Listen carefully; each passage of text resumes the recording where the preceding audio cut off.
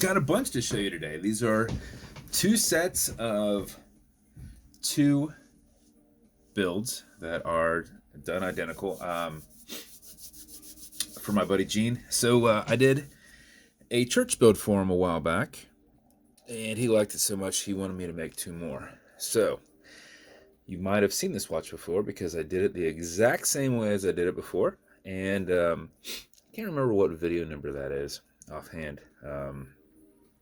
But for a recap on it, it was a brushed case, and we've got a brushed SS band. So we've got level up on there, and I did my little logo there. We've got the large window exhibition case back on it. It's a little bit taller, so it sits up off your wrist just a little bit more. So you can see that level there. So sometimes I do a lower profile. This one is leveled just a little bit out there towards the lugs. Stainless steel movement holder in there, one of my silver rotors, and then we do the flame that's on the church logo, the same one that's there on the crown. So we keep the keep the bezel polished. Sorry, I keep getting messages and they keep popping up in front of my video screen. Polished bezel. Very aggressive shark tooth. Some of the shark tooths I use are very small. This one is a lot larger. Custom silver handset on that. We painted the dial in like a metallic silver. And we mix it, but we don't mix it crazy. And what that does is it gives us some interesting different color patterns in the metallic silver. So each dial is always going to be a little bit different, which is kind of cool. We go back and do the pips. The insert is a silver with white, but it kind of looks like silver on silver, so it's kind of has that kind of a ghosted look to it. And then that's the build as a whole for him. So we did that. So we wanted two more of those. Then I told him I also do ladies' watches. So the ladies' version. Oh, am I getting mail? Man, I got some mail. Ladies' versions over here. So basically, we kept many of the things the same, but just smaller. So same engineered band, but this is an 18 millimeter. If you'll notice, instead of having a brushed case, these cases come polished, but they scratch so easily that it's not even worth working with it. So we bead blast these, and the shot that we use kind of gives it an almost, and you might not even pick it up really in the camera, more of a mineral look to it. So you almost kind of have a little bit of shine in there, like a matte with shine.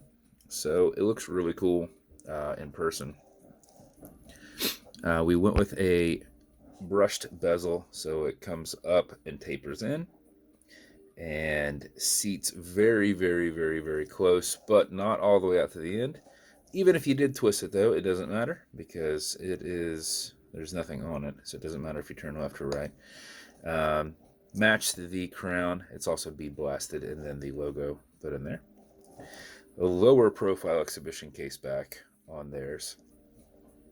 Smaller window, but it still has the same steel movement holder going around and silver rotor. And then I did just a very smaller silver handset with an extra long seconds hand to put it all the way out there at the end. I thought that looked really cool. Same thing on that. Painted the dial, just however the dial comes out is how the dial comes out. So each one's just slightly different. Pretty cool. So all of them kept time through the night perfect. What is this, 210? I think they all say 210, right? 210, 2. There's another one over here. Oh, man. I don't know why my phone doesn't like to focus on each one. So, as a whole, we've got two men's and two women's. And then we did the beads on these just a little bit differently. We did some faceted beads in there. Man, why does this thing... Some faceted for the ladies' builds. And then did some heavier on the men's. And I wanted a little bit of pop of color. So we use these white mermaid beads. So they have this nice reflection on them. Just gives that really cool pop of color. Um, instead of just being silver on silver. So I thought that looks pretty cool. So let's go with that.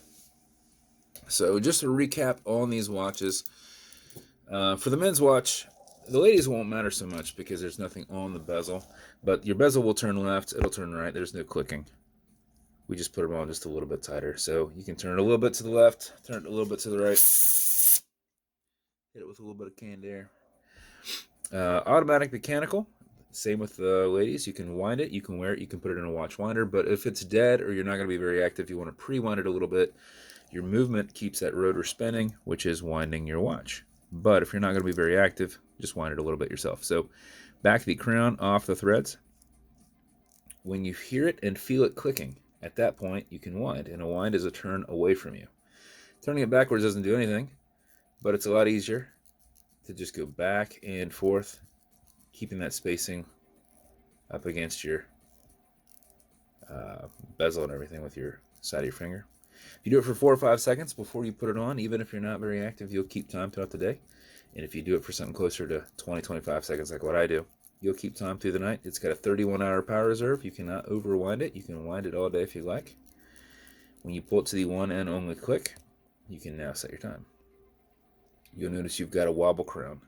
It's going to deflect lateral pressure from going into the stem, going into the movement. So if you're pushing and prying on it, it's not going to bend anything. But to help with that, I just pull it back, put a little bit of tension on it as I'm spinning it, just so that I'm not pushing and prying on it. You'll notice you don't have a hacking movement, so it's going to keep going. Okay, Google, what time is it? It's 2:13 p.m. 2:13 p.m. Just push it right back over and wind it down. It's the same thing now on the ladies' watch. A little bit easier to grab onto because you don't have a bezel coming all the way out. Same thing. Winding it up. Pull. And now you can set it. Man, I get a little bit of dust on these things. Okay, Google, what time is it? Should be 2:14. Apparently Google didn't even hear me that time, but about 2:14. So that's it. That's all the builds. So those are both of the ladies' builds there. And then both of the men's builds here.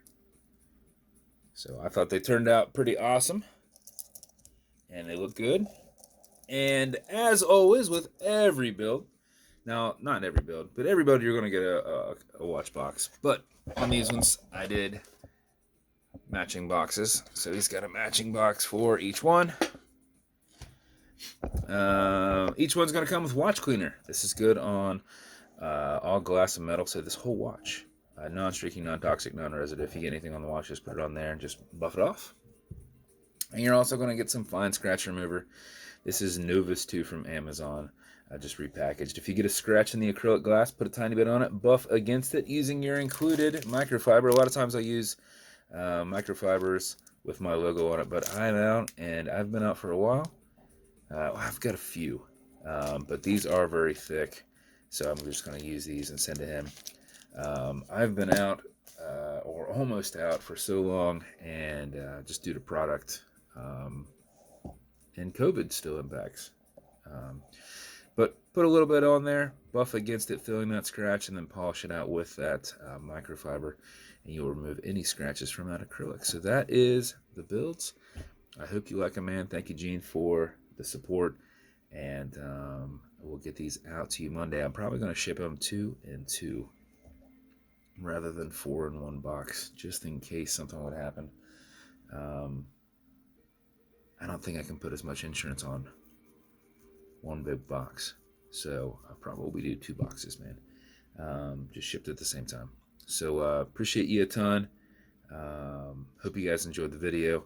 And if you want to continue to see videos like this, like and subscribe as I put them up all the time. And if you want me to build you something, reach out and I will see what I can do. Thank you.